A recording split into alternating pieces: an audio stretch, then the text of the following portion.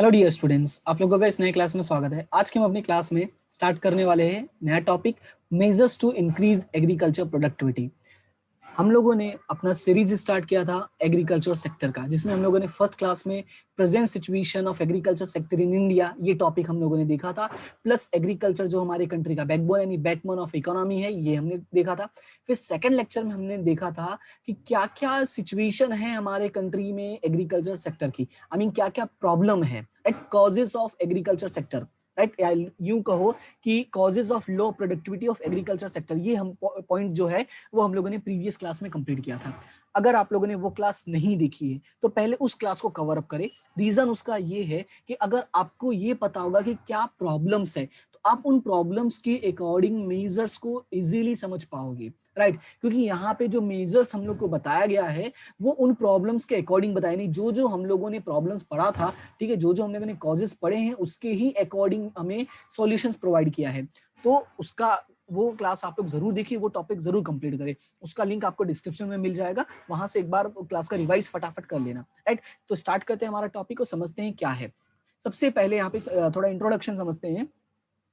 Low productivity of agriculture means backwardness of agriculture. देखो, अगर मैं बात करता हूँ लो प्रोडक्टिविटी, तो लो प्रोडक्टिविटी से हम समझते हैं कि हमारा जो एग्रीकल्चर सेक्टर है वो काफी पीछे है, right. Need improvement as it is a main occupation, और हमें कहीं ना कहीं इसमें इंप्रूवमेंट की जरूरत है। उसका रीजन है कि ये मैक्सिमम लोगों का आज भी ये मेन ऑक्यूपेशन है।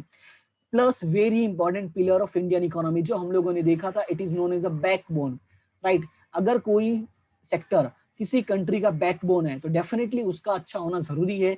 जैसे हमारा बैक, अगर हमारा मतलब जो बैकबोन है अगर वो अच्छा नहीं हो तो हम खड़े भी नहीं हो सकते हैं, चल भी नहीं सकते हैं, इवन अच्छे से बैठ नहीं सकते। तो सेम वही हमारे कंट्री का, अगर हमारे कंट्री का बैकबोन अच्छा नहीं तो डेफिनेटली हमारा इंडियन इकोनॉमी जो होगा वो डिस्ट्रॉय हो जाएगा। ओके, फिर बात करते हैं, if agriculture productivity increases rural economy will increase and force to development of industries and service sector.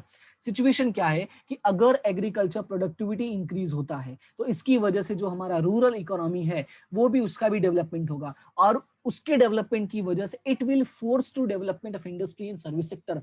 और जब इसका डेवलपमेंट होगा तो ऑटोमेटिकली अदर सेक्टर्स को फोर्स करेगा, भाई तुम भी कुछ काम करो, राइट। जब इनका खुद का कुछ नहीं होगा तो ये दूसरे सेक्टर्स को क्या बोलेंगे। So solution to employment, urbanisation, migration and inequality, ये कई सारी चीजों का हमें सॉल्यूशन प्रोवाइड करेगा। जैसे एम्प्लॉयमेंट का सॉल्यूशन प्रोवाइड करेगा, यानी जो हमारे कंट्री में अनएम्प्लॉयमेंट है उसको डिक्रीज करेगा, अर्बनाइजेशन सिचुएशन जो है उसको कंट्रोल कर लेगा, माइग्रेशन को कंट्रोल कर लेगा, राइट, इनक्वालिटी को कंट्रोल कर लेगा। ये सारी प्रॉब्लम्स को ये क्या कर लेगा, सॉल्व कर लेगा। और इसीलिए हमें ये समझना जरूरी है, राइट। तो सॉरी, एक कॉल आ गया था, दैट्स वाई ये इंटरप्शन हुआ, sorry for the interruption. Start करते हैं अभी आगे। इंस्टीट्यूशनल मेजर्स, अब यहाँ पे देखो हमें वन बाय वन हमें सॉल्यूशन देखना है, क्या क्या मेजर्स क्या क्या हैं कि हम इंप्रूव कर सकते हैं। तो सबसे पहले जो हमने प्रॉब्लम्स देखा था आप उनको एक बार रिवाइज कर लेना ताकि ये चीजें समझ में आए। तो जिसमें हमारा पहला सॉल्यूशन है इंस्टीट्यूशनल मेजर्स, और हमारा पहला प्रॉब्लम यही था। अब इसका सॉल्यूशन पहला है लैंड रिलेटेड रिफॉर्म्स, उसमें भी लैंड रिलेटेड प्रॉब्लम्स था। तो अब रिफॉर्म क्या है, law to abolish zamindari system to protect tillers and control rate implemented. देखो, जो ये जमींदारी सिस्टम्स थे इसको फिनिश किया, और ये जो टीलर्स यानी छोटे मोटे लोग जो फार्मिंग करते थे उनको कंट्रोल करने के लिए, यूं कहो कि उनको प्रोटेक्ट करने के लिए एक नया एक्ट इंप्लीमेंट किया था जिसका नाम था control rent act, right, which provides ownership of land to the farmers and land laborers and have protection to till land। अब सिचुएशन क्या लिखा है, which provides ownership of land to the farmers। इसमें क्या होता था कि इनका ये टारगेट ये था कि जो फार्मर्स हैं उनको ऑनरशिप मिल जाए उस लैंड की जिस पर वो काम कर रहे हैं, and land labourers have a protection to till land, plus उनके पास ये फैसिलिटी हो कि यानी जो भी उनके पास लैंड है उस पर वो वर्क कर सके, राइट। तो स्टॉप एक्सप्लॉइटेशन एंड दे में have a big share of crop.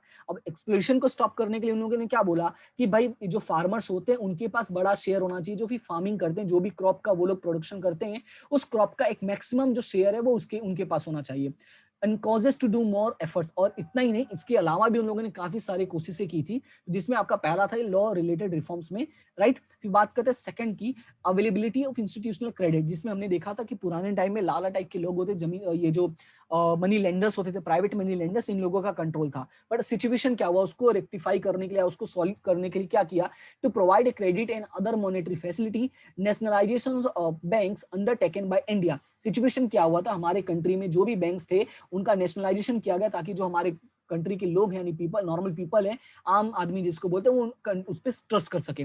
So NABARD body of RBI set up in 1982, यानी नाबार्ड का एस्टेब्लिशमेंट हुआ था 1982 में, जिसको आरबीआई का ही एक पार्ट माना था, to do special focus RRBs and land development banks develop to provide and enough credit to Indian farmers. See situation क्या हुआ था कि इन लोगों ने आरआरबीज का, लैंड डेवलपमेंट बैंक्स का, ऐसे अलग अलग चीजों का एस्टेब्लिश, यानी अलग अलग बैंक्स का एस्टेब्लिशमेंट किया था।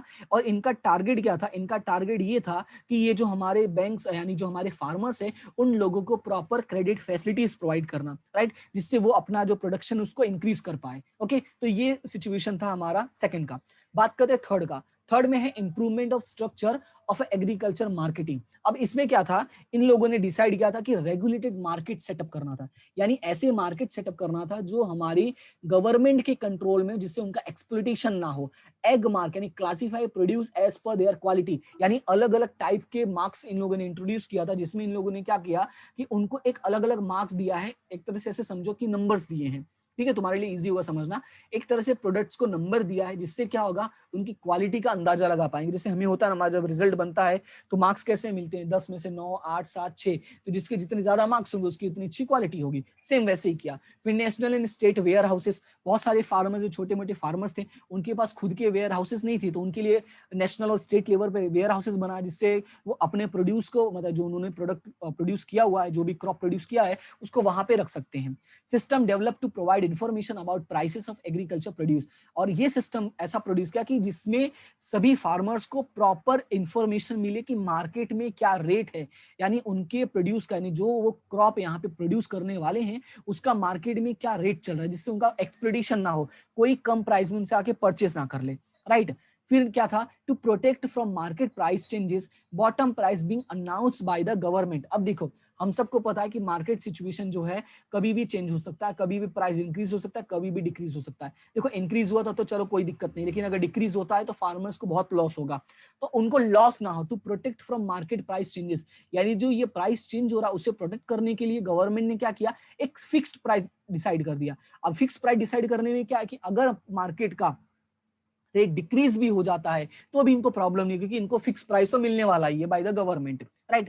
फिर नेक्स्ट है हमारा एग्रीकल्चर रिसर्च। अब रिसर्च में क्या करना है, farmers not able to do research as they are less educated, यानी उनको ये नहीं पता कि उनकी लैंड की कैपेबिलिटी क्या है, उसकी कैपेबिलिटी कैसे फाइंड आउट कर सकते, कौन सा प्रोडक्ट, यानी कौन सा क्रॉप हम उस पर प्रोड्यूस कर सकते हैं, ये सारी चीजें उनको नहीं पता, क्योंकि उनके पास एजुकेशन की प्रॉब्लम है।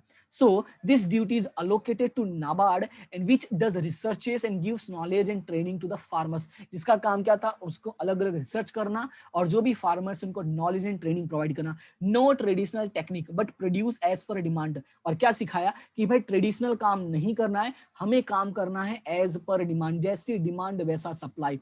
By that earn more income, start doing market oriented production, और इसी से क्या बोला कि भाई इससे ऐसा काम करोगे तो ज्यादा कमा पाओगे और मार्केट ओरिएंटेड प्रोडक्ट्स को मतलब प्रोडक्ट्स को प्रोड्यूस करो, इससे क्या होगा, तुम्हारी इनकम क्या हो जाएगी, इंक्रीज हो जाएगी। And agriculture reforms, collective rural development programme, integrated rural development programmes, Jan Dhan Yojana started to modernise agriculture sector, ऐसे अलग अलग फैसिलिटीज स्टार्ट किया था जिससे जो हमारे फार्मर्स वो भी मॉडर्नाइज हो जाए, वो भी नए जमाने के हिसाब से काम करे, राइट। तो ये अलग अलग सिस्टम्स जो थी वो गवर्नमेंट ने प्रोवाइड किया था under the head of agriculture research. फिर बात करते हैं हमारा नेक्स्ट सॉल्यूशन, तो नेक्स्ट मेजर्स है हमारा टेक्नोलॉजिकल मेजर्स। पहला क्या था, इंस्टीट्यूशनल मेजर, दूसरा क्या हमारा टेक्नोलॉजिकल मेजर्स। टेक्नोलॉजिकल मेजर्स में क्या है, सबसे पहला इंप्रूव्ड सीड्स, यानी टेक्नोलॉजी का सबसे पहला यूज जो करना है वो लोगों को प्रोवाइड करना इंप्रूव्ड सीड्स। अब इंप्रूव्ड सीड्स का मतलब होता है हाइब्रिड सीड्स। अब इसमें देखो क्या है, these scientifically developed seed give more production and protect against disease,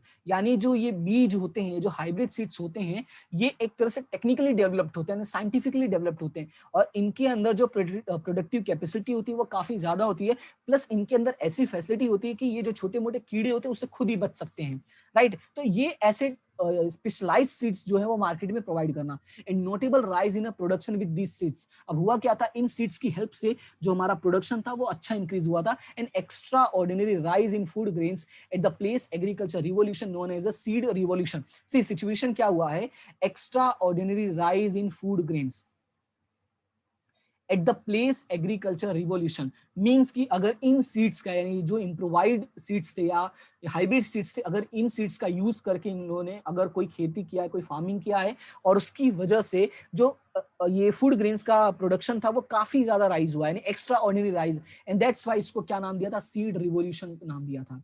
national research committee, national seed corporation, agriculture universities give priority to seed development, और ये अलग अलग कमिटीज, अलग अलग कॉर्पोरेशंस बनाया है जिनका काम है कि ये सीड डेवलपमेंट में अपना योगदान देना, डिस्ट्रीब्यूशन करना, राइट।